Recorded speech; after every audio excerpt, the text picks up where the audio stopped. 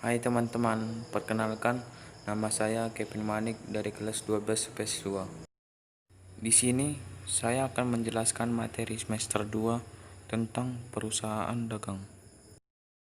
Apa sih yang dimaksud dengan perusahaan dagang? Langsung saja simak pembahasan berikut ini. Pengertian perusahaan dagang.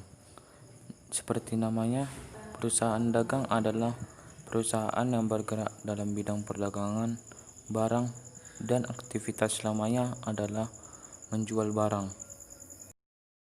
Perusahaan dagang menjual kembali barang yang mereka jual tanpa mengubahnya sedikit pun. Nah, yang dimaksud dengan mengubah barang adalah mengolah atau mengubah nilai dan bentuk barang itu sendiri. Berikut ciri-ciri perusahaan dagang yaitu sebagai berikut. Yang pertama itu, pendapatan utamanya berasal dari penjualan barang dagangan. Yang kedua, biaya utamanya berasal dari harga pokok barang yang terjual dan biaya usaha lainnya. 3. Dalam akuntansinya terdapat akun persediaan barang dagangan. 4. Sebagai perantara antara produsen dan konsumen. 5. Antara barang yang dibeli dan barang yang dijual sama atau tidak ada perubahan. Dan yang keenam, tujuan utamanya mencari laba dengan cara menjual dagang dengan harga lebih tinggi dibandingkan dengan harga belinya. Jenis perusahaan dagang. Pertama, berdasarkan barang yang dijual. Berikut ini adalah jenis perusahaan jika digolongkan dengan jenis barang yang dijual. Yang pertama, barang produksi atau mentah.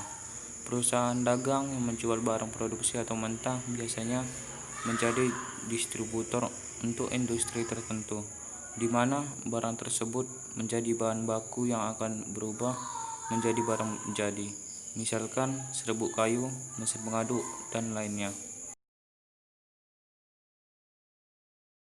2. Barang jadi. Barang jadi adalah barang yang dapat digunakan langsung oleh konsumen tanpa perlu melalui pengolahan oleh perusahaan. Contoh barang jadi adalah kursi, elektronik, pakaian, dan lainnya. Yang kedua, berdasarkan jenis konsumen. Jenis segmentasi konsumen pada perusahaan dagang pun beraneka ragam. Di bawah ini contoh perusahaan dagang berdasarkan jenis konsumen. Pertama, perusahaan reseller adalah perusahaan yang membeli produk langsung dari pabrik dalam kuantitas besar dan menjual dalam kuantitas yang besar pula. Contohnya pedagang grosir. 2. Perusahaan perantara atau middleman. Perusahaan ini membeli barang dalam jumlah besar kemudian dijual kembali ke perusahaan dalam jumlah sedang. 3. Perusahaan retail atau pengecer. Perusahaan retail membeli barang dalam jumlah besar kemudian menjualnya secara kesatuan atau biasa disebut eceran. Contohnya warung, kios, dan minimarket. Berikutnya, akun-akun perusahaan dagang dalam laporan keuangan. Akun yang tertera pada perusahaan dagang di laporan keuangannya pun sangat berbeda dengan perusahaan non-dagang. Pencatatan akun ini sangat berguna baru perusahaan dagang untuk mengetahui perkembangan penjualan. Akun tersebut antara lain: pertama, pembelian. Pembelian adalah akun untuk mencatat setiap transaksi yang terjadi pada saat membeli barang dagangan dengan cara kredit maupun tunai. 2. Potongan pembelian. Potongan pembelian berfungsi untuk mencatat potongan pada saat diberikan saat awal transaksi oleh penjual barang dagangan. Besar potongan pembelian dan syarat mendapatkan potongan pembelian akan ditentukan oleh penjual. 3. Retur pembelian. Retur pembelian berfungsi untuk pencatatan pengembalian barang dagang yang sudah dibeli karena kerusakan. 4.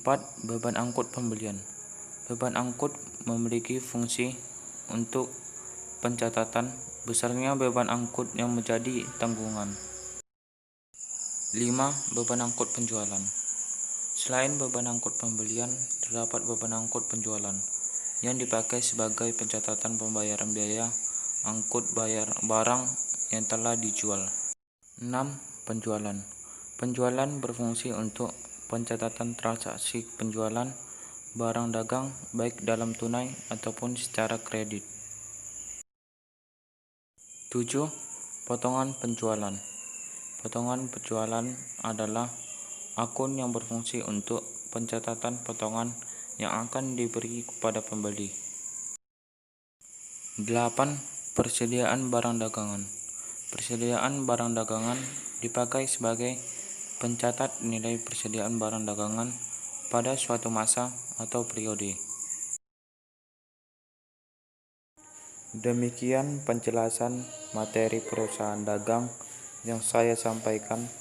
Apabila ada tutur kata yang salah dan kekurangan, mohon dimaafkan ya teman-teman. Terima kasih.